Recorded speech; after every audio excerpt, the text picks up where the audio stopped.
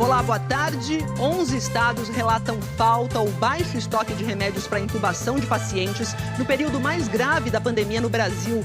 O governo de Mato Grosso decreta situação de emergência por causa da falta de leitos hospitalares. O Senado define que a primeira reunião da CPI da Covid será presencial e tenta um consenso para que ela ocorra já na terça-feira. E ainda, a empregada de Monique e Jairinho afirma à polícia que a mãe dava remédios para a ansiedade ao menino Henri. E uma funcionária de um salão de beleza dá detalhes de uma discussão entre o casal. O plenário do Supremo Tribunal Federal julga hoje a anulação das condenações do ex-presidente Lula. O setor de serviços cresce e supera o nível pré-pandemia pela primeira vez. O presidente Bolsonaro envia uma carta ao presidente dos Estados Unidos, Joe Biden, e promete agir pela proteção ambiental e desenvolvimento sustentável da Amazônia. O Tribunal de Contas da União inocentou a ex-presidente Dilma Rousseff no caso da compra da refinaria de Pasadena, no Texas. E um reencontro depois de 35 anos.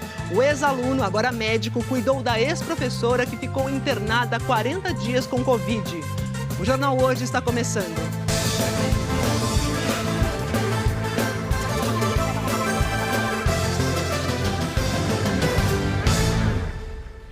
É cada vez mais crítica a situação dos estoques de medicamentos que são usados na intubação de pacientes. Essa é uma técnica fundamental para os casos graves de Covid.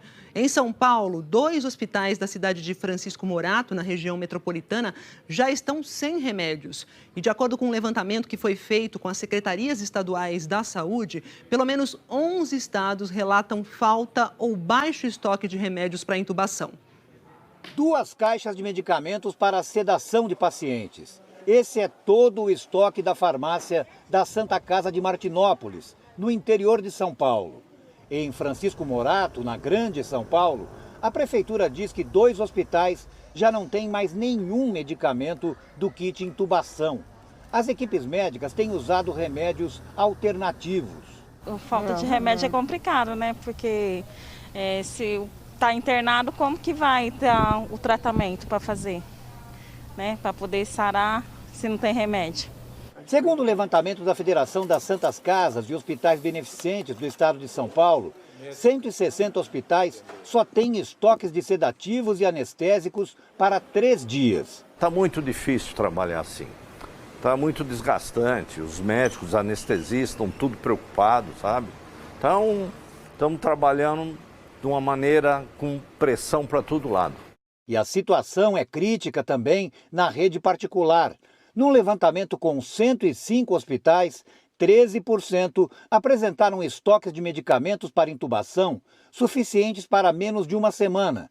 30% reservas para 10 dias e só 20% têm estoques para 1 mês. Utilizado em larga escala hoje no mundo inteiro, e com cerca de 40 mil pacientes submetidos a ele no Brasil, o processo de intubação é complexo, exige muita técnica. Sem os medicamentos necessários, pode ser impossível, oferecer riscos ou, no mínimo, provocar sofrimento nos pacientes. O próprio procedimento de intubação é um procedimento tecnicamente que não é trivial, não é um procedimento como fazer um curativo. Você precisa ter habilidade, ter experiência para fazer, porque algumas vezes a intubação ela é difícil e o médico precisa ter todo o planejamento e a estrutura para fazer a intubação correta para que não aconteça nada de grave. Além de São Paulo, pelo menos outros 10 estados admitem a falta de medicamentos ou estoques em níveis muito baixos, para no máximo 15 dias. Na cidade de Ibirité, na região metropolitana de Belo Horizonte, o kit intubação acabou ontem. Conseguimos emprestado 110 ampolas de midazolam e dentro disso, essa ampola, a tendência dela é de acabar de hoje até amanhã também e nós não temos nenhum indício de que vai chegar ou quando vai chegar. A Defensoria Pública de Minas Gerais entrou com uma ação civil pública na Justiça Federal para determinar que o governo garanta oxigênio e verbas para a abertura de novas vagas de UTI, principalmente nas cidades do interior do estado. A ação também visa garantir o abastecimento de insumos que fazem parte do chamado kit intubação. De acordo com o secretário de Saúde do Estado de São Paulo, depois que o governo federal requisitou administrativamente os medicamentos de laboratórios nacionais, os estados estão com dificuldade para conseguir esses produtos. Se o governo federal ele retém grande parte dessas medicações e, por outro lado, ele não nos fornece nas nossas necessidades, isso impacta tanto as nossas unidades estaduais, mas principalmente os municípios. Nós precisamos um quantitativo muito maior, uma vez que, a despeito da queda do número de internações e ocupações nas UTIs, nós ainda temos um número muito elevado de pacientes que requerem e necessitam essas medicações. Diante desse quadro, vamos ver o que diz o Ministério da Saúde. O Ministério informou que aguarda para hoje a chegada de 2.300.000 medicamentos que foram doados por 6 empresas e que, assim que esses medicamentos chegarem ao Brasil, vão ser distribuídos imediatamente aos estados com estoques mais críticos. O Ministério disse também que todos os acordos feitos para a compra de medicamentos de intubação respeitam a realidade de cada fabricante, os contratos fechados anteriormente e a necessidade do Brasil, contemplando aí hospitais públicos e privados nas regiões com maior risco de desabastecimento. E disse ainda que o estado de São Paulo recebeu em março e abril quase 1.400.000 medicamentos que compõem o chamado kit intubação.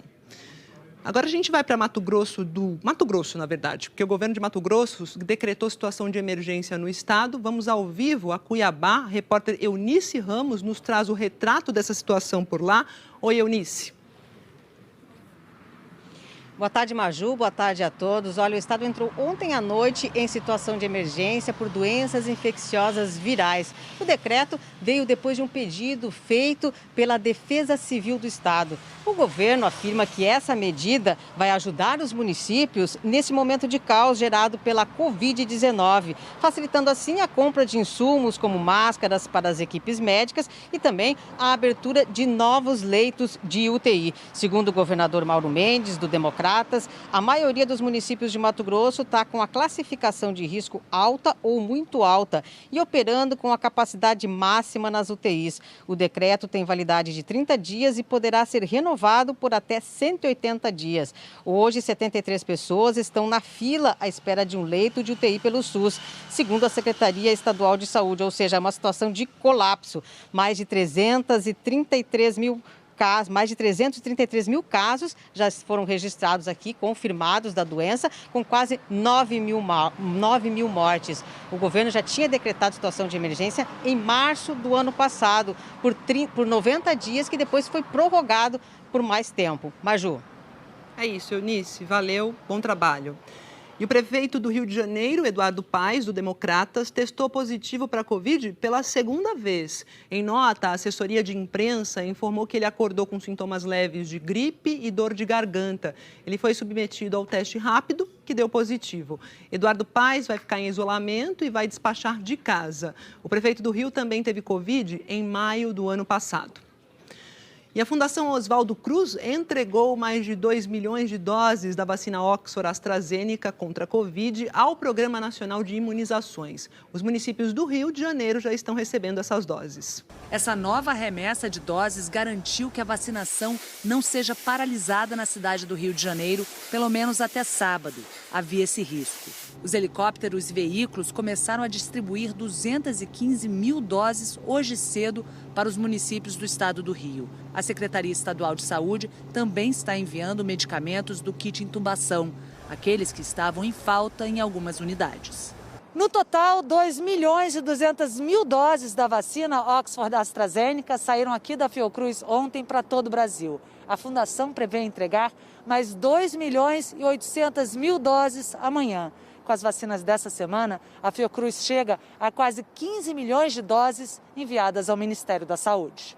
O diretor de Biomanguinhos diz que a produção da vacina no Instituto está a pleno vapor. Nós conseguimos escalonar essa produção há cerca de 3 semanas, tá? Chegar no nível atual. Nós agora pretendemos, durante um tempo, estar entregando neste patamar de cerca de 5 milhões de doses por semana, tentando melhorar ainda mais esse escalonamento de produção, dar continuidade a esse escalonamento e tentar aumentar um pouquinho esse nível um pouco mais para frente. Os dados do último boletim da Fiocruz mostram que a tendência de alta de transmissão da Covid-19 se manteve no país, com aumento de novos casos e recordes no número de mortes.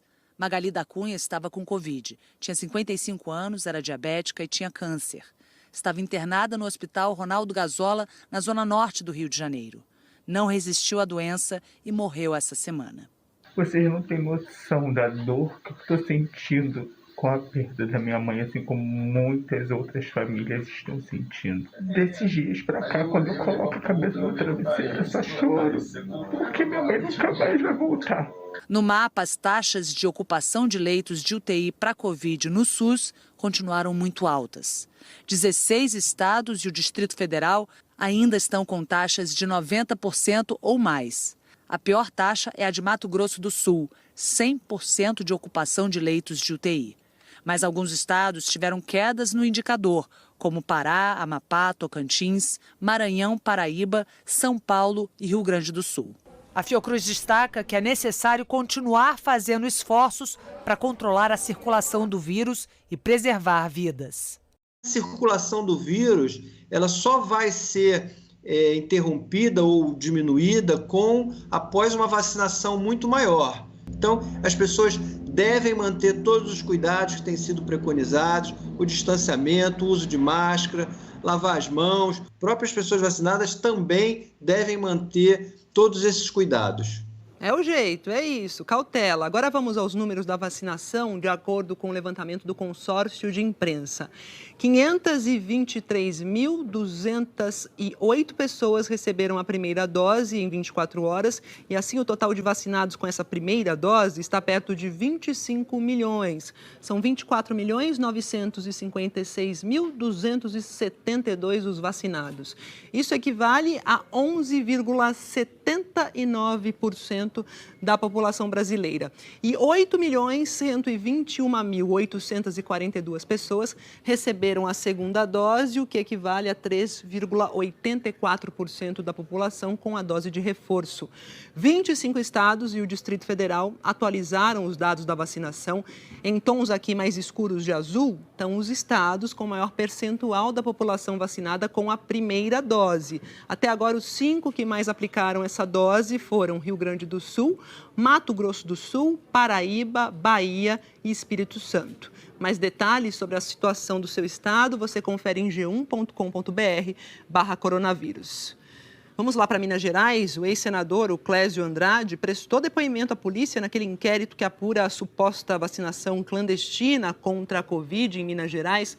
Vladimir Vilaça, conta pra gente como é que foi esse depoimento. Vladimir, boa tarde. Oi, Maju, tudo bem? Boa tarde para você, boa tarde para todos. Olha, o depoimento do Clésio Andrade foi ontem por videoconferência. Ele confirmou que esteve na garagem durante a vacinação no dia 23 de março, mas negou que tivesse sido imunizado. Em uma nota divulgada ontem, o Clésio Andrade disse que ficou sabendo da disponibilidade de vacina contra a Covid-19 durante uma conversa com um amigo, mas ele não se interessou. O ex-senador disse que na data da vacinação recusou novamente a oferta de tomar a injeção e assumiu que a sua esposa, Giza Andrade, foi vacinada. Giza pagou R$ 3.600 pela vacina para ela, a enteada e os irmãos de Clésio. Os parentes de Clésio também são investigados. A polícia trabalha com a hipótese de que os empresários e políticos provavelmente tomaram dose de uma falsa vacina contra a Covid-19. A responsável por aplicar o suposto imunizante é a cuidadora de idosos Cláudia Mônica Pinheiro Torres de Freitas, que se passou por enfermeira. Ela responde em liberdade. Na semana passada, ela teve a prisão preventiva anulada pela Justiça Federal, mas a PF disse que a decisão não muda os rumos da investigação. Na casa da cuidadora de idosos, os investigadores encontraram ampolas de soro fisiológico e seringas novas e usadas. Segundo a Polícia Federal, o inquérito deve ser concluído em 10 dias. Maju? É isso, é falsa vacina, falsa enfermeira, seringa usada. Vamos nessa, então. Obrigada, Vladimir, pelas informações. E ó, a vacinação contra a Covid está suspensa parcial ou totalmente em 10 capitais. Vou mostrar aqui no telão para vocês, ó. Rio Branco só tem a dose de reforço. Belém só tem a dose de reforço para pessoas de 60 a 69 anos. Teresina suspendeu o calendário no domingo na faixa dos 67 anos e hoje somente pacientes renais, com problemas renais, recebem essa primeira dose. Só tem dose de reforço para profissionais de saúde e idosos. João Pessoa não está vacinando nem primeira, nem com segunda dose. Maceió também suspendeu aí hoje a primeira dose. Até amanhã só tem a dose de reforço. Vamos aqui para Salvador. Salvador interrompeu a primeira dose na segunda-feira. A segunda dose continua sendo aplicada. Goiânia só tem a primeira dose para profissionais de saúde com mais de 55 anos e a segunda dose continua por lá. Campo Grande só aplica a primeira dose em indígenas não aldeados e a dose de reforço para trabalhadores de saúde que tomaram a vacina de Oxford AstraZeneca. Curitiba e Macapá só estão aplicando a primeira dose em idosos que já foram chamados e ainda não compareceram. A dose de reforço continua. Agora vamos às respostas aqui das prefeituras. As prefeituras de Rio Branco, Macapá, João Pessoa, Maceió, Salvador, Campo Grande, Goiânia e Curitiba disseram que vão retomar ou ampliar a vacinação assim que novas doses chegarem. O Piauí está esperando mais 87 mil doses amanhã.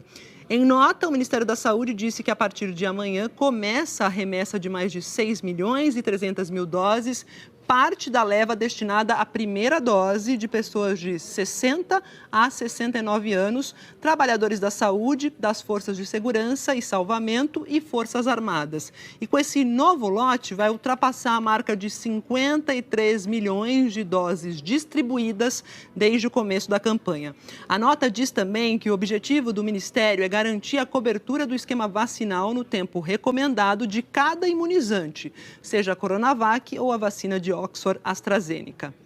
Goiânia, como a gente viu aqui, a vacinação foi quase totalmente suspensa, mas começou por lá hoje um mutirão para aplicar testes em pessoas sem sintomas de Covid. A ideia é a seguinte, é identificar quem está com o vírus, mesmo sem saber, e assim barrar a transmissão da doença na cidade. Giovana Dourado vai aparecer aqui no telão para conversar conosco agora e vai trazer os detalhes desses testes para quem não apresenta sintomas, né, Giovana? Bem-vinda e boa tarde. Estou aqui. Boa tarde, Maju, para você e para todos. É isso mesmo, é uma testagem para quem tem mais de 12 anos que não esteja apresentando nenhum sintoma da Covid-19. É um teste de antígeno feito com um cotonetezinho no nariz. Serão 3.500 testes feitos aqui na capital. Muita gente procura as 6 escolas que estão abertas hoje para essa testagem, querendo a vacina, mas não tem vacina. Tem o teste, que é um teste rápido, fica pronto em menos de 20 minutos o resultado, e quem testa positivo já vai ser orientado para ficar em casa, cumprir o isolamento e assim quebrar a cadeia de transmissão do vírus da Covid-19. Tem que ser agendado, não adianta ir direto até as escolas, tem que fazer antes o agendamento no site da Prefeitura de Goiânia. Agora, quem tem sintomas não deve procurar as escolas para fazer a testagem, deve fazer o teste nas unidades de saúde aqui da capital. Desde o começo da pandemia, 36 mil testes rápidos já foram realizados aqui na capital. E essa testagem ampliada é um parâmetro muito importante para monitorar como é que está a doença aqui na capital, como é que está avançando a Covid-19, inclusive para decidir quais as medidas devem ser tomadas para evitar uma transmissão ainda maior. Volto com você, Maju. É isso, Giovana. Foi o mantra da Organização Mundial da Saúde por muito tempo, né? Testar, testar e testar. Valeu! E olha, 70% dos municípios de Minas Gerais vão sair da fase roxa, que é a mais restritiva, e vão para a fase vermelha. Isso vai acontecer no próximo sábado. O anúncio foi feito hoje pelo governo do estado e vão poder funcionar todas as atividades comerciais desde que sejam seguidas as regras de segurança sanitária, distanciamento social, né, limite de pessoas dentro dos estabelecimentos. O Comitê de Enfrentamento à Pandemia lá de BH ainda está discutindo como fica a situação da capital mineira. Em Manaus, a polícia e o Ministério Público investigam a morte de uma mulher grávida depois que ela recebeu um tratamento com nebulização de hidroxicloroquina, aquele medicamento que não serve para a Covid, a gente já sabe, medicamento que não tem eficácia comprovada de acordo com a Organização Mundial da Saúde, a Anvisa e os principais pesquisadores do mundo. Michele Schechter veio como voluntária, junto com o marido, para trabalhar nos hospitais de Manaus quando o sistema de saúde do Amazonas entrou em colapso no início do ano. Em Manaus, no Instituto da Mulher e Maternidade Dona Lindu, a médica submeteu a grávida Jucicleia de Souza Lira, de 33 anos, a sessões de nebulização de hidroxicloroquina. Jucicleia morreu 27 dias depois de dar à luz a um bebê prematuro. A criança passa bem. A causa da morte foi infecção generalizada por complicações da Covid. O governo do Amazonas afirmou que a nebulização com hidroxicloroquina não faz parte dos protocolos de nenhuma unidade da rede estadual de saúde. Além disso, segundo a Anvisa, esse tipo de tratamento não tem eficácia comprovada e pode trazer riscos à saúde. Segundo a Organização Mundial da Saúde, a hidroxicloroquina não deve ser usada como tratamento precoce e não tem efeito significativo na prevenção de hospitalizações e mortes por causa da doença. A investigação da Polícia Civil aponta que, a pedido da médica, a paciente teria assinado um documento autorizando o tratamento, mas sem ter consciência dos riscos. A Jucicleia assinou um termo de livre consentimento, porém ela não tinha noção de que aquele medicamento trazia riscos à saúde dela pelo fato de ela ser uma mulher grávida. Tanto que essa questão só veio à tona depois que o marido recebeu informação através de reportagens de que ela havia assinado esse termo. A família não tinha conhecimento de que ela assinou esse termo de livre consentimento. Segundo a polícia, além de Jucicleia, pelo menos outras 2 mulheres grávidas morreram no mesmo hospital após serem submetidas à nebulização com hidroxicloroquina ministradas pela médica Michele Schechter.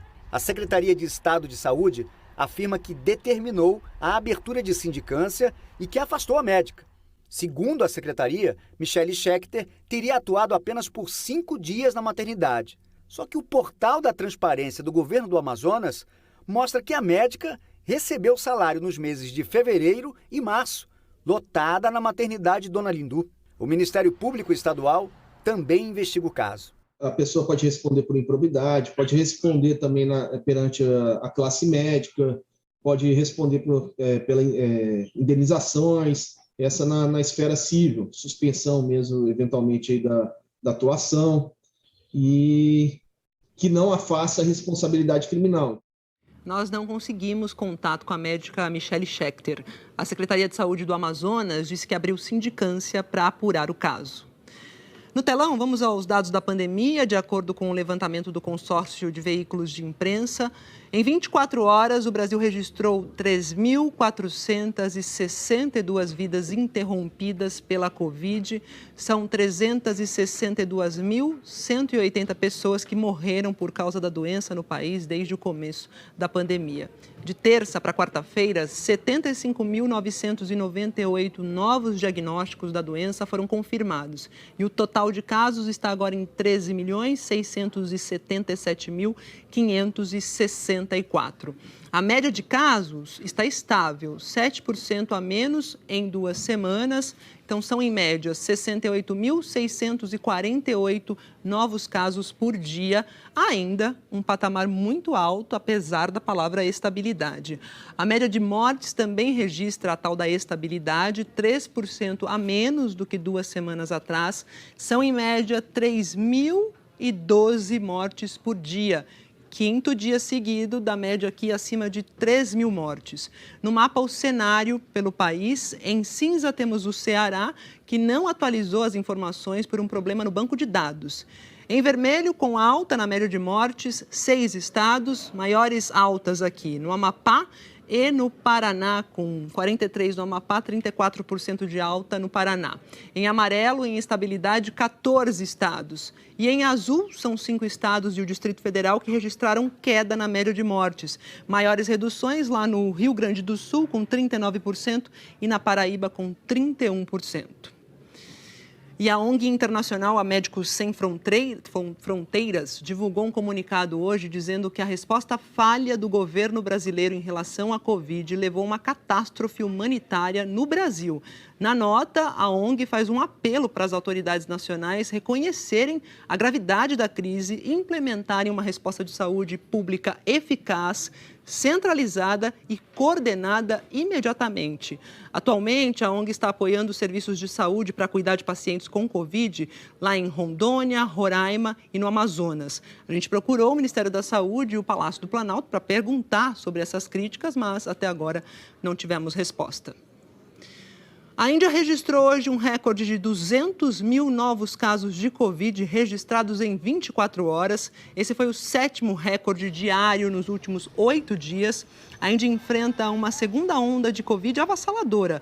Faltam leitos nos hospitais e oxigênio para os pacientes. O centro financeiro de Mumbai, a maior cidade da Índia, está em lockdown.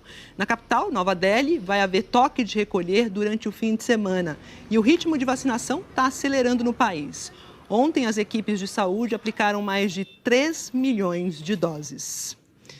4 pessoas morreram e 17 ficaram feridas numa explosão de um carro-bomba em um mercado de Bagdá, no Iraque. O ataque aconteceu na região de Sadr City, de maioria xiita. O carro, que foi deixado do lado de fora de um mercado, explodiu nas primeiras horas da manhã. Outros veículos que estavam estacionados no local pegaram fogo. Nenhum grupo armado, nenhum grupo assumiu, na verdade, a autoria do atentado. E horas antes, durante a madrugada, um drone carregado de explosivos atacou um posto do exército americano no aeroporto no Kurdistão iraquiano e ninguém se feriu. O secretário de Estado americano fez uma visita surpresa ao Afeganistão para mostrar apoio ao país, um dia depois de o presidente Joe Biden anunciar a retirada completa das tropas americanas de lá. Anthony Blinken se encontrou com Abdullah, que é o presidente do Conselho Superior para a Reconciliação Nacional, e com outros líderes afegãos. O secretário de Estado americano procurou assegurar que Washington se mantém comprometido com o Afeganistão, apesar da retirada das tropas a partir de 1º de maio até o dia 11 de setembro. A OTAN, que é a Aliança Militar do Atlântico Norte, também anunciou que vai seguir a decisão dos Estados Unidos e vai retirar 7 mil militares do Afeganistão. Muitos afegãos demonstraram preocupação com esse anúncio porque temem uma guerra civil no país com a saída das tropas estrangeiras. Os Estados Unidos anunciaram hoje sanções contra a Rússia em resposta à interferência nas eleições americanas do ano passado e a outros atos considerados hostis pelos americanos. A gente vai falar sobre isso com o Felipe Santana, que está lá em Nova York. Casa Branca, quer que a Rússia pare de promover atividades nocivas no exterior. E o Felipe explica para a gente quais serão essas sanções. Oi, Felipe, boa tarde. Oi, Maju, tudo bem? Boa tarde para você e a todos. Olha, a maior parte dessas sanções é para proibir que instituições financeiras façam negócio com a Rússia. Mas o governo americano também expulsou 10 diplomatas russos da embaixada em Washington e puniu 32 instituições e indivíduos. Além de acusarem os russos de interferirem nas eleições em favor de Donald Trump, como você mencionou, pela primeira vez os Estados Unidos os acusam formalmente de serem os agentes do caso que ficou conhecido como SolarWinds, em que computadores do governo, do Pentágono, de empresas americanas foram invadidos na hora da atualização de um software da empresa SolarWinds, por isso o nome. Os Estados Unidos afirmaram hoje que foi ação da agência de inteligência russa. O presidente Joe Biden conversou com o russo Vladimir Putin na terça-feira, avisou que os Estados Unidos iriam agir para proteger seus interesses. O que a gente não sabe ainda é se a Rússia vai responder e retaliar. Para essas sanções funcionarem efetivamente, entretanto, é necessário que elas sejam impostas também pelos aliados dos Estados Unidos na Ásia e na Europa, senão é tiro na água, Maju. É isso, Felipe. Obrigada pelas informações. Vou falar do caso George Floyd, porque o ex-policial acusado de matar o George Floyd decidiu que não vai prestar depoimento no julgamento. O Derek Chauvin usou a 5ª emenda da Constituição americana, que lhe garante esse direito de permanecer em silêncio. Na sequência, o juiz negou o pedido da promotoria para incluir uma nova prova no caso e ameaçou anular o julgamento caso haja qualquer menção a novas provas nos próximos depoimentos. A partir de segunda-feira, segunda-feira começam os argumentos finais da defesa e da acusação desse caso. George Floyd morreu no dia 25 de maio do ano passado durante uma abordagem policial. O Derek Chauvin ajoelhou por 9 minutos sobre o pescoço de Floyd, mesmo depois dele dizer repetidamente que não conseguia respirar. De volta aqui ao Brasil, a gente fala do caso Henri, uma funcionária de um salão de beleza que atendeu a Monique Medeiros num dos dias em que o menino teria sido agredido, prestou depoimento à polícia ontem e relatou uma discussão da mãe com o namorado, que é o vereador Jairinho. A empregada doméstica do casal também prestou um novo depoimento. Foi o segundo depoimento de Rosângela à polícia. Depois de dizer que nunca tinha visto nada de anormal, ontem a empregada doméstica do casal voltou atrás e revelou detalhes do que acontecia no apartamento. Um deles é que Monique dava remédio para ansiedade a Henri 3 vezes ao dia, além de um xarope de maracujá. E que a mãe dizia que era porque Henri não dormia direito, passava muito tempo acordado. Ela também deu mais informações sobre o que aconteceu no dia 12 de fevereiro, quando essas imagens em que Henri aparece mancando foram gravadas. A funcionária contou que naquele dia, assim que Jairinho entrou em casa, Henri saiu correndo do sofá, pulou no colo dele e o abraçou. Disse que estranhou a cena e que chegou a comentar com a babá Tainá. E que Tainá ligou para a mãe, Monique, para contar sobre o abraço de Henri em Jairinho. Em seguida, a funcionária disse que o vereador chamou Henri para o quarto do casal e que os dois ficaram lá com a porta fechada. Segundo o depoimento, depois de cerca de 10 minutos, Henri saiu do quarto correndo e foi imediatamente para o colo de Tainá. Disse que não queria mais ficar sozinho na sala. A funcionária contou que Henri estava com cara de apavorado e que depois percebeu que o menino estava mancando. Rosângela diz ter ouvido Henri falar para a babá que tinha caído da cama e seu joelho estava doendo. Enquanto Henri estava no quarto com Jairinho, Monique estava no salão de beleza. Nós tivemos acesso ao depoimento da funcionária do salão que atendeu Monique. Ela foi ouvida ontem pela polícia e contou que viu quando a mãe de Henri fez uma chamada de vídeo com o filho e revelou detalhes dessa conversa. Ela disse que se recorda de a criança ter perguntado: "Mãe, eu te atrapalho?" O tio disse que te atrapalho. Ao que Monique respondeu que não, de forma alguma. A funcionária do salão percebeu que Henri chorava, um choro manhoso, e que ele pediu: "Mãe, vem para casa." Monique perguntou o que tinha acontecido. A funcionária não se recorda se Henri respondeu: "O tio bateu" ou "o tio brigou." Ela também contou no depoimento que depois Monique fez ou recebeu uma ligação e que já iniciou a chamada dizendo: "Você nunca mais fale que meu filho me atrapalha, porque ele não me atrapalha em nada." Disse que percebeu que o interlocutor era o mesmo a quem Henri se referia e que agora ela sabe se tratar de Jairinho. E que se recorda bem de Monique dizendo: "Você não vai mandar ela embora, porque se ela for embora, eu vou embora junto, porque ela cuida muito bem do meu filho. Ela não fez fofoca nenhuma, quem me contou foi ele." A funcionária disse que Jairinho falou alguma coisa e Monique respondeu: "Quebra, pode quebrar tudo mesmo. Você já está acostumado a fazer isso." Monique estava exaltada e gritava ao telefone. Ela disse que depois de desligar, a mãe de Henri perguntou se ela sabia de alguma loja que vendesse câmeras no shopping. A irmã do vereador, Thalita Santos, também foi à delegacia na tarde de ontem. Em depoimento, Thalita negou saber que Henri sofria agressões. A polícia investiga por que ela se encontrou com a babá e a empregada depois da morte de Henri e se coagiu as duas testemunhas. Os novos advogados de Monique pediram que a mãe de Henri preste outro depoimento. O que nós entendemos é que, nesse momento, ninguém pode falar em nome da Monique. A Monique precisa falar. E a estratégia que a defesa tem é única e exclusivamente uma, que a Monique diga a verdade. O advogado André Barreto deixou a defesa de Dr. Jairinho. E ainda hoje, aluna e professora se reencontram depois de 35 anos. Ele, médico, e ela, paciente internada com Covid. E a seguir, o Senado define que a primeira reunião da CPI da Covid será presencial. O plenário do Supremo julga hoje a anulação das condenações do ex-presidente Lula. E o presidente Bolsonaro envia uma carta ao presidente dos Estados Unidos, Joe Biden, para falar da Amazônia. Até já.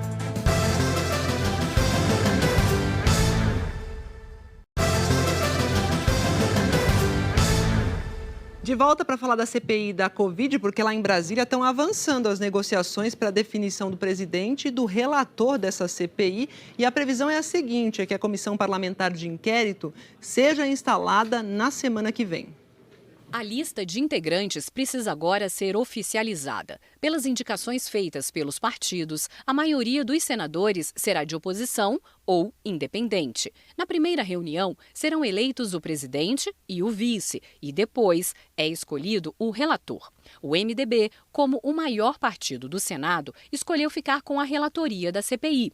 O partido indicou os senadores Renan Calheiros e Eduardo Braga como titulares. Renan é mais próximo da oposição, mas prefere ser classificado como independente. Braga é independente. Ontem, o plenário do Supremo Tribunal Federal confirmou a decisão individual do ministro Luiz Roberto Barroso, que determinou a instalação da CPI. Barroso disse que o formato de funcionamento da CPI deve ser definido pelo Senado, se a comissão será presencial, semipresencial ou remota. O presidente do Senado, Rodrigo Pacheco, falou que a decisão é da comissão. O certo é que a primeira reunião da CPI será presencial. De acordo com o regimento interno do Senado, o senador titular mais velho da comissão conduz essa primeira reunião. O responsável será o senador Otto Alencar, do PSD da Bahia, de 73 anos. Ele disse que está à disposição para marcar o quanto antes a reunião, já na próxima terça-feira. Estou à disposição dos meus pares para, na próxima semana, depois do entendimento, fazer a reunião para a escolha do presidente, do vice-presidente e depois indicar o relator dessa comissão parlamentar de inquérito. A CPI ela é pública, não há como um senador, sendo relator, ele venha a querer ou fazer uma injustiça ou também querer acobertar fatos que aconteceram na realidade. Não há como fazer isso. Não vejo essa possibilidade disso venha acontecer. Eu confio muito nos que estão compondo essa CPI. O senador Ciro Nogueira, do Progressistas do Piauí, aliado do governo, disse em entrevista à Globo News que vai defender que a CPI dê prioridade à investigação dos repasses de verbas federais aos estados e municípios. Não estou dizendo que o governo federal é inocente, que não teve erros, teve. Mas nós tivemos muito mais acertos do que erros. Os recursos que foram transferidos para estados e municípios, e grande parte, volto a dizer, não foram utilizados, para as empresas, para tentar evitar ao máximo a questão de demissões. O senador Humberto Costa, do PT de Pernambuco, também, em entrevista à Globo News, disse que mesmo com a inclusão da fiscalização de repasses para estados e municípios, não há risco da CPI perder o foco. A julgar pelos membros que foram indicados, tanto mais próximos ao governo quanto mais independentes, são todos pessoas experientes, pessoas que já têm conhecimento técnico, inclusive, nessa área, e eu acredito que esse é um fator que pode nos impedir de nos perdermos no meio do caminho. Segunda coisa que eu acho relevante para isso é nós sermos objetivos. Nós vamos trabalhar e julgar fato por fato o que é que aconteceu. Um outro componente importante é que esse é um governo que só trabalha sob pressão. E a CPI cumpre um papel importante de pressão também. O Supremo Tribunal Federal retoma hoje o julgamento da decisão do ministro Edson Fachin de anular as condenações contra o ex-presidente Lula pela Lava Jato no Paraná. Vitor Boiadian está aqui e conta pra gente como que vai ser essa retomada de julgamento hoje. Vitor, bem-vindo, boa tarde. Obrigado, Maju. Boa tarde a você e a todos. A sessão deve começar em instantes e a expectativa é de que já recomece com a retomada da leitura do voto do ministro relator Edson Fachin. O ministro Fachin, que em março decidiu que a 13ª Vara da Justiça Federal em Curitiba não tinha competência para julgar os casos, 4 processos contra o ex-presidente Lula, do triplex no Guarujá, do sítio em Atibaia e outras 2 ações relacionadas ao Instituto Lula. No entendimento do ministro Edson Fachin, as investigações elas não tinham referência apenas a desvios apurados na Petrobras, mas também em outros órgãos da administração pública. E por isso, o órgão competente, a vara competente para julgar o caso era a Justiça Federal aqui em Brasília.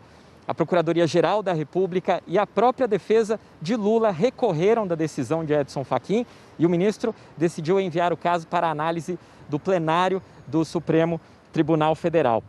O julgamento de hoje, os ministros então devem confirmar ou não se a decisão do ministro Edson Fachin, que declarou a análise, a nulidade das sentenças contra o ex-presidente Lula, vão seguir. Eles também devem decidir se eles mantêm a decisão de declarar a ação sobre a parcialidade do ex-juiz Sérgio Moro como suspensa. Esse é um pedido da defesa do ex-presidente Lula.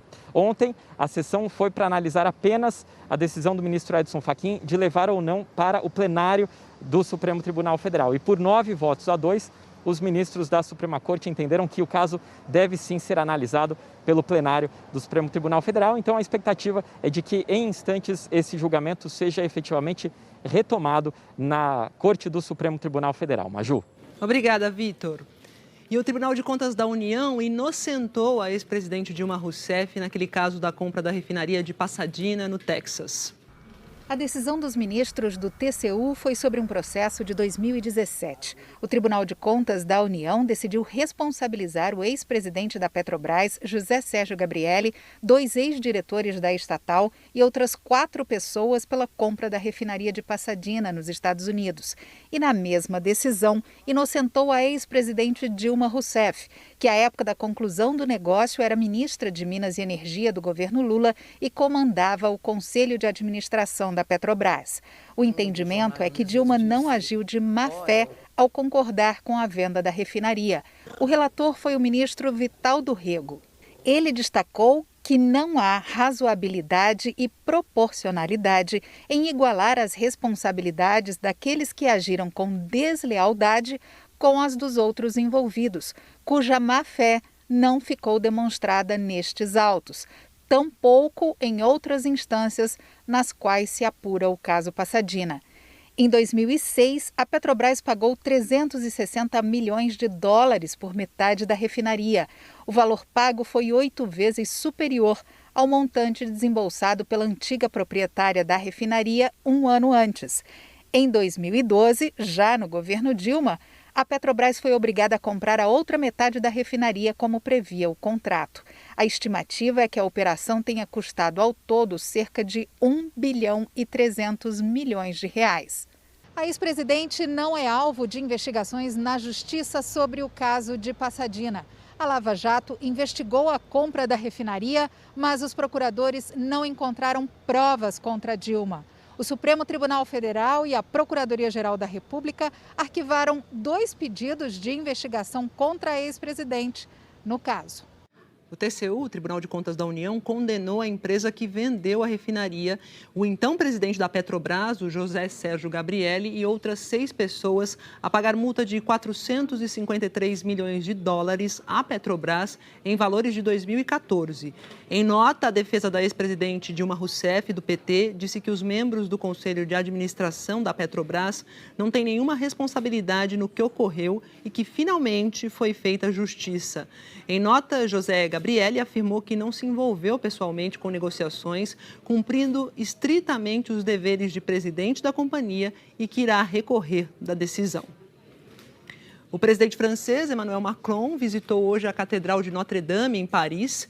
Hoje faz 2 anos do incêndio que destruiu boa parte da catedral, um dos principais monumentos da capital francesa. Os operários ainda trabalham na recuperação da estrutura da igreja, construída no século XIII. Só então a obra de restauro pode começar. Macron acompanhou uma equipe até a plataforma que foi erguida para reconstruir o telhado da catedral. Na época do incêndio, Macron prometeu reerguer a Notre-Dame em 5 anos, mas as obras sofreram atrasos técnicos e depois foram paralisadas durante alguns meses por causa da pandemia.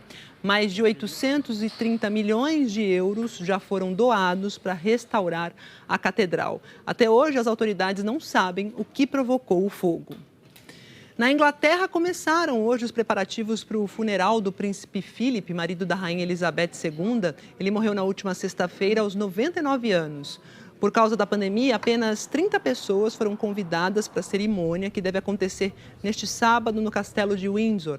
Hoje, um regimento que vai participar da parada militar em homenagem ao príncipe fez um ensaio nos jardins do castelo.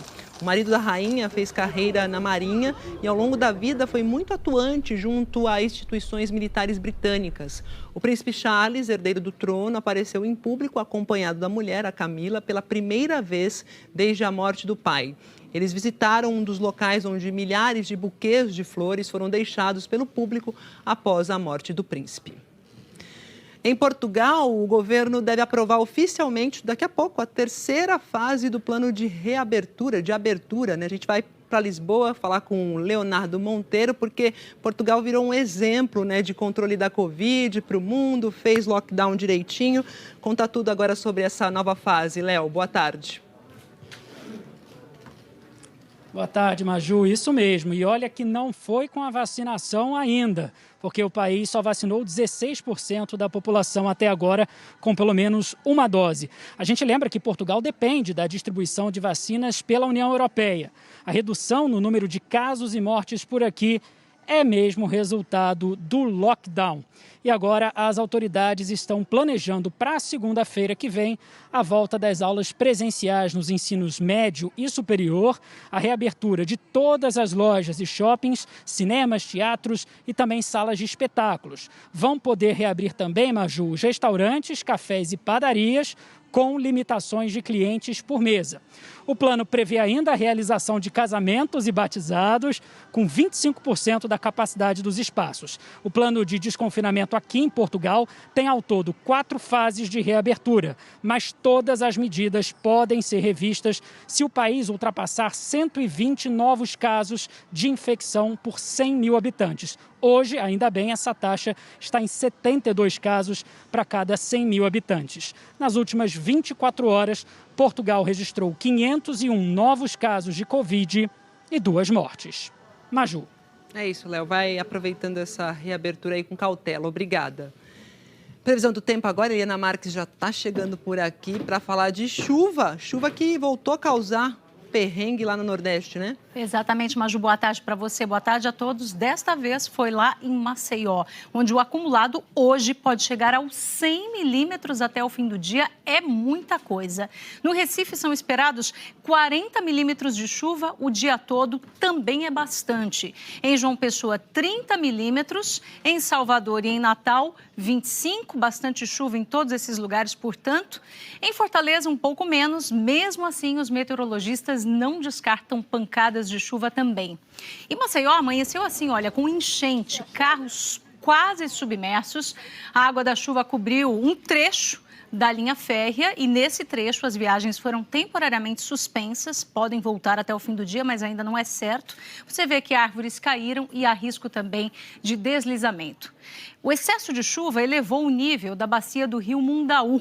Em Alagoas, na cidade de União dos Palmares, o nível do rio subiu mais de 1,80 m nas últimas 12 horas, segundo o Serviço Geológico do Brasil, e deve atingir a cota de alerta com grande risco de transbordamento.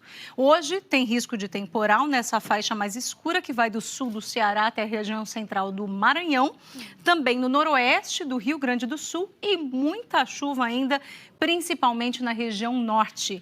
Pegando ali Boa Vista, Macapá, também Manaus, que tem os maiores volumes de chuva previstos na região, Maju. Tudo muito molhado até agora, mas quero saber onde tem sol em tempo integral. Vamos falar então de uma faixa extensa também, que é essa faixa amarela aqui. Ela pega o interior da Bahia, avança até a região do Distrito Federal, pega grande parte de Minas, de São Paulo, também a cidade do Rio de Janeiro. Aqui em Mato Grosso do Sul, inclui a região de Campo Grande e o leste da região sul.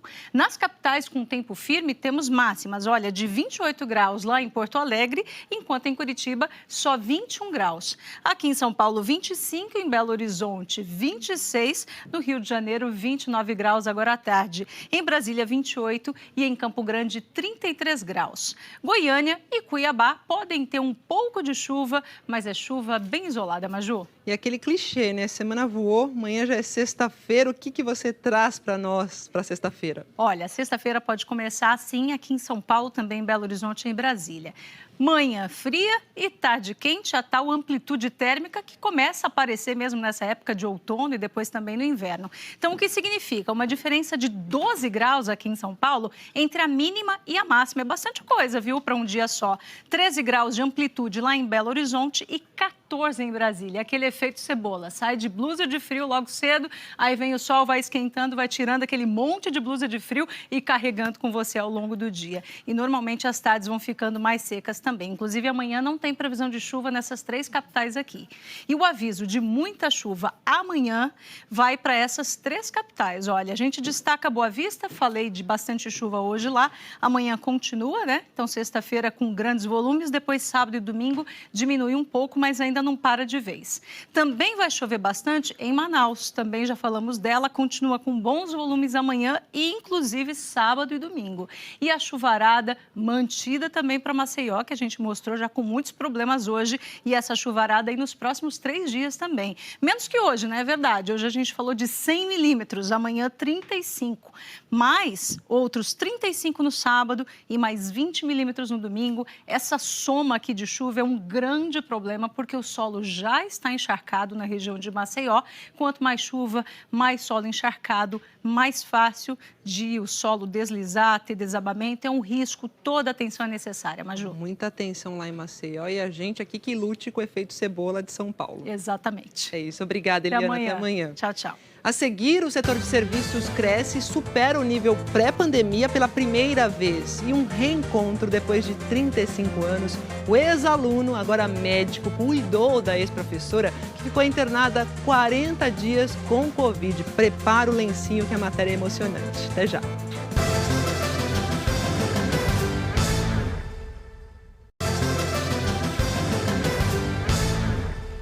A Câmara dos Deputados reinstalou hoje a comissão que discute a proposta de emenda constitucional sobre a prisão após condenação em segunda instância e elegeu o deputado Aliel Machado, do PSB do Paraná, como presidente. Os trabalhos dessa comissão foram interrompidos em março do ano passado por causa da pandemia.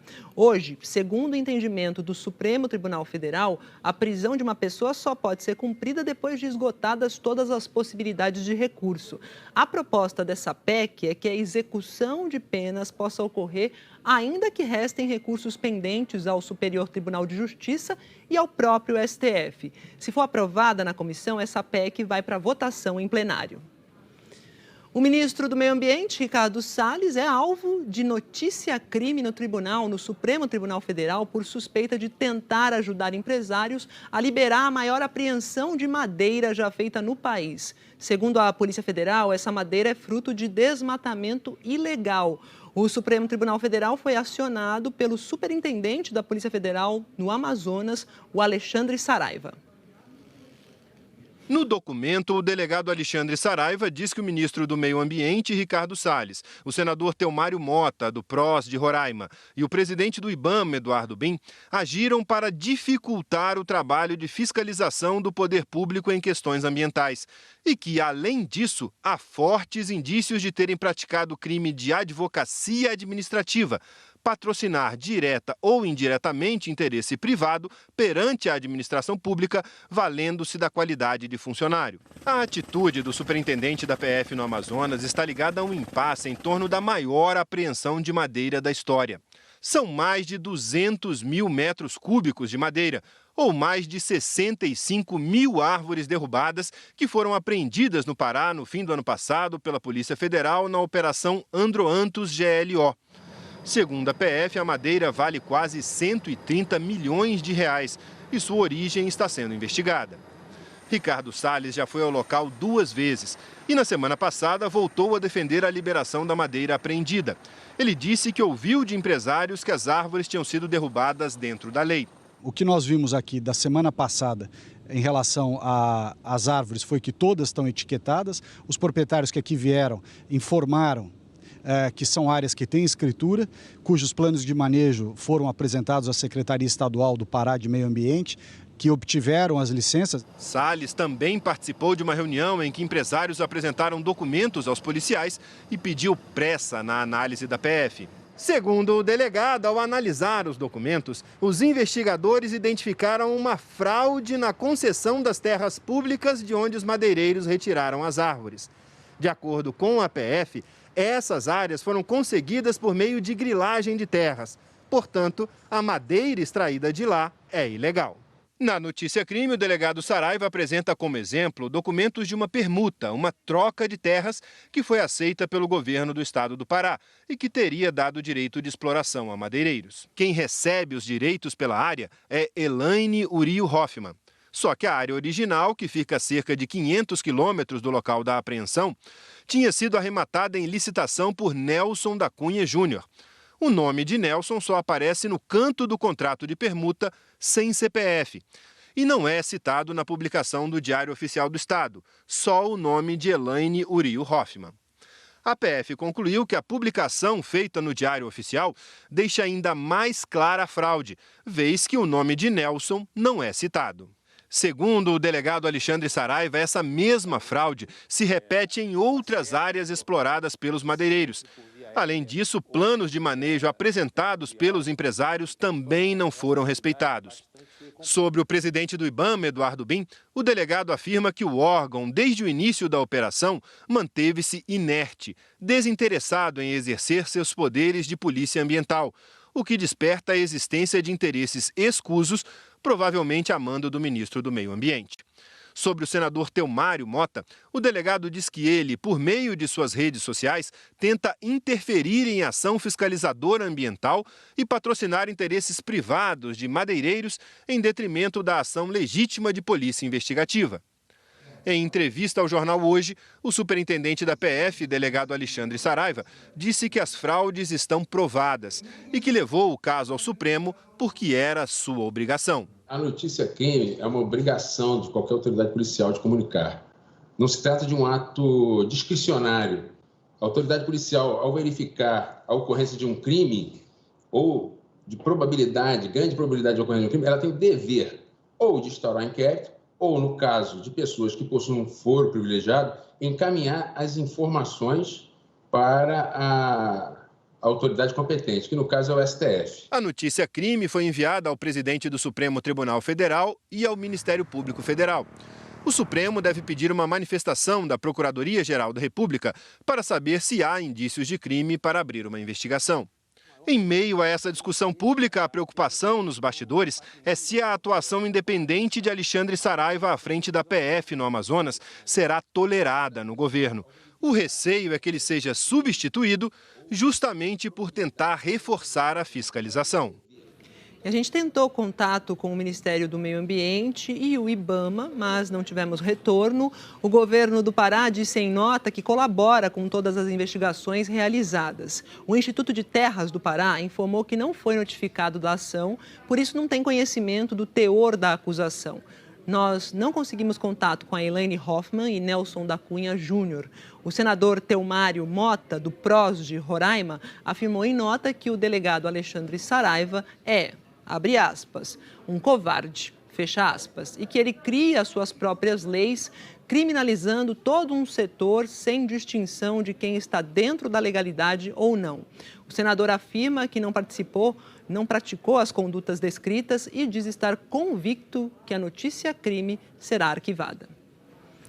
O Palácio do Planalto divulgou hoje uma carta do presidente Jair Bolsonaro ao presidente dos Estados Unidos, Joe Biden, prometendo acabar com o desmatamento ilegal no Brasil até 2030. Essa carta foi enviada no mesmo dia em que o governo americano, pela primeira vez, anunciou uma meta de redução do desmatamento na Amazônia, que foi criticada por ambientalistas. Hoje, a agenda ambiental foi tema de uma reunião do Conselho Nacional da Amazônia. Raquel Honorato tem os detalhes dessa reunião para a gente. Raquel, com você. Boa tarde. Oi, Maju, tudo bem? Boa tarde a você, boa tarde a todos. Essa reunião de hoje discutiu o fim da Operação Verde Brasil. A partir do mês que vem, 1.500 militares vão deixar a fiscalização da Amazônia. O vice-presidente Hamilton Mourão, que preside o Conselho Nacional da Amazônia Legal, afirmou que o governo trabalha para derrubar pouco a pouco os índices de desmatamento ilegal. E esse discurso ele foi reforçado numa carta encaminhada pelo presidente Jair Bolsonaro ao presidente dos Estados Unidos, Joe Biden, isso uma semana antes da Cúpula do Clima, que vai reunir diversos líderes mundiais e que foi organizada por Biden. Na carta, Bolsonaro assumiu o compromisso de acabar com o desmatamento ilegal no Brasil até 2030 e pediu apoio pessoal de Biden na questão ambiental. O presidente afirma: vejo-me na contingência de salientar, mais uma vez, a necessidade de obter o adequado apoio da comunidade internacional na escala, volume e velocidade compatíveis com a magnitude e a urgência dos desafios a serem enfrentados. Bolsonaro prossegue: se, como creio ser o caso, a sua administração deseja associar-se a objetivo tão ambicioso como meritório como o desmatamento ilegal zero em 2030. Apreciaria muito contar com seu engajamento pessoal nessa causa. Inspira-nos a crença de que o Brasil merece ser justamente remunerado pelos serviços ambientais que seus cidadãos têm prestado ao planeta. O coordenador da ONG MAP Biomas, Tasso Azevedo, considera que a carta não traz avanços na agenda ambiental e critica a falta de ação efetiva para cumprir a promessa feita de desmatamento zero até 2030. Tem um lado positivo que foi, finalmente baixou o tom, né? E escreveu uma carta mais parecida com algo que é uma diplomacia, coisa que tinha sido abandonada nos últimos 2 anos. Então, esse é o lado positivo. Por outro lado, ela é uma carta, no seu conteúdo, vazia, porque ela só fala daquilo que foi feito no passado, dos compromissos do passado, e não acrescenta nenhum compromisso realmente real para o presente e o futuro, que é o que a gente quer ver. Mais de um ano depois de a pandemia chegar ao Brasil, o setor de serviços superou o patamar registrado antes da crise sanitária e agora está 1% acima do nível de fevereiro de 2020. Quando comparado à indústria e comércio, o setor foi o que teve a recuperação mais lenta, já que foi bastante impactado, por medidas que já restringiram, na verdade, a circulação de pessoas. Em fevereiro, os serviços expandiram 3,7% na comparação com janeiro, de acordo com o IBGE. E todas as 5 categorias tiveram alta e a maior foi registrada nos serviços prestados às famílias, aqueles lá, restaurantes, hotéis, salões de beleza, que subiram 8,8%. Porém, eles continuam a ser a atividade mais impactada nesse último ano. Da mesma forma, o setor de serviços apresenta queda de quase 9% no acumulado dos últimos 12 meses, o maior recuo para um período de 12 meses desde o começo da série, que foi lá em 2012. O setor de serviços é importante porque representa quase 70% do PIB brasileiro. A Petrobras anunciou hoje um reajuste da gasolina e do diesel nas refinarias. A partir de amanhã, o preço médio do litro da gasolina vai para R$ 2,64, uma alta aí de 5 centavos por litro. O diesel vai sofrer um reajuste de 10 centavos, o preço médio do litro vai ser de R$ 2,76. Com esses novos aumentos, a gasolina agora acumula alta de mais de 43% no ano e o diesel sobe quase 37%. Lembrando aqui que o preço que é cobrado da gente para o consumidor não é tabelado e é sempre maior, porque ainda tem incidência de outros impostos. A gente tem mostrado aqui no Jornal Hoje ações criadas para ajudar quem tem fome, né? Quem tem fome tem pressa. Famílias que mais sofrem com os impactos da crise econômica provocada aí pela pandemia. A gente vai conhecer agora 2 projetos lá de Fortaleza que têm ajudado a levar comida e esperança a bairros pobres da capital cearense. Cedinho, um representante de cada família beneficiada pelas doações começa a chegar. Nomes na lista e cadeiras marcadas para garantir o distanciamento durante a entrega das cestas básicas. A pessoa me dá ali, outro me dá acolá. E assim vamos vivendo. São 750 famílias atendidas pelo Instituto Semente da Liberdade, que atua neste bairro da periferia de Fortaleza. A Vanderlane está desempregada, o marido só tem feito bicos. A cesta básica que ela recebe ajuda a alimentar os 6 filhos. E quando é uma bênção, né, pra gente, a gente agradece a Deus, porque é isso aqui que mantém a gente. Os alimentos são arrecadados pela ONG, que antes atendia crianças com reforço escolar, lanches e outras atividades. Veio a pandemia, o trabalho presencial foi suspenso, mas a Elieuda não pensou em parar, nem quando perdeu uma tia e um irmão por causa da Covid-19. A gente focando em ajudar o outro, a gente esquece mais dos nossos problemas, né? A gente não foca nos nossos problemas, e sim na dor do outro. E aí a gente acaba amenizando, sim, o nosso sofrimento. A solidariedade tem sido a forma que muita gente encontra para amenizar a dor da perda de alguém querido nessa pandemia. O pai da Tayane morreu de Covid e ela decidiu interromper o luto para arrecadar e distribuir alimentos em diferentes comunidades de Fortaleza. Ela começou com uma rede de amigos e criou o projeto Onda Solidária, que já distribuiu 400 cestas básicas na cidade. A ação ajuda Tayane a preencher o vazio deixado pelo pai. Ele, meu pai, é quem tem me dado muita força, né, nisso, assim, mesmo tendo perdido ele, eu fico imaginando que ele deve estar orgulhoso de mim. Qualquer pessoa pode fazer isso, qualquer pessoa pode desenvolver o trabalho que eu estou fazendo, é só ter força de vontade mesmo. A última distribuição de alimentos ajudou a matar a fome de famílias de uma comunidade carente, onde 80% dos moradores estão sem renda durante a pandemia. É mais do que uma ajuda, né? Mostra como essa cidade tem pessoas comprometidas com o social. Não tem outra palavra a não ser gratidão, né? Gente como a Tayane que transforma o luto em luta, é isso aí. E olha, se você quer ajudar, se você pode ajudar, na página do JH na internet você encontra informações sobre como doar, quem ajudar.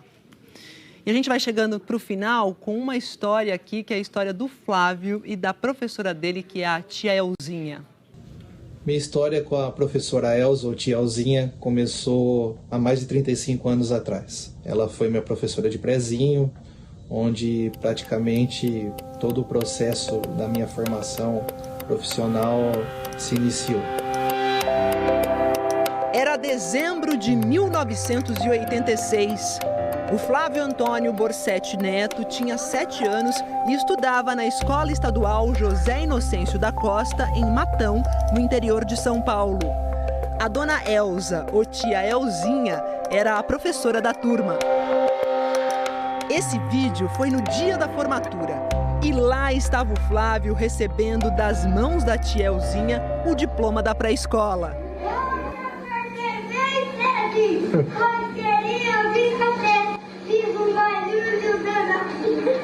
Eu gostava tanto dela que na época eu enchia o saco da minha mãe para que ela lhe comprasse uma joia. Não consegui a joia, consegui a presentear com um porta-joia, na verdade, mas isso acabou não me contentando muito. Mais de 35 anos se passaram e o doutor Flávio reencontrou a querida professora. Do lado esquerdo, ele com Elza Bussola Ribeiro. Do lado direito, os dois no Hospital de Matão. Ele como médico-chefe da UTI e a tia Elzinha agora como paciente. Um dia de vitória contra a Covid e alegria para os dois. Flávio tem 41 anos e é médico desde 2006. Passado muitos anos, a vida nos colocou frente a frente novamente. Dessa vez ela numa situação muito difícil, acabou se contaminando com a Covid-19 e depois de praticamente 40 dias Depois dessa longa batalha que ela travou contra a doença, ela se recuperou e eu pude dar alta para ela para casa. E confesso que esse momento foi muito melhor, muito mais feliz do que lhe dar uma joia. Na verdade, eu acabei me sentindo lhe presenteando com um tesouro, né? Tia Elzinha tem 73 anos. Ela recebeu alta na semana passada e agora já está em casa. Em 1986, você me deu esse porta-joia de presente. Agora, depois de 35 anos, você e Deus me deram a oportunidade de continuar a vida. Obrigada, Dr. Flávio, meu querido Bruno. Um beijo da tia Elza. É isso, a vida, a melhor roteirista que existe, é isso. O Jornal Hoje termina por aqui, você acompanha outras notícias no JN e para rever as reportagens, vai lá ao Globoplay. Boa tarde e até amanhã.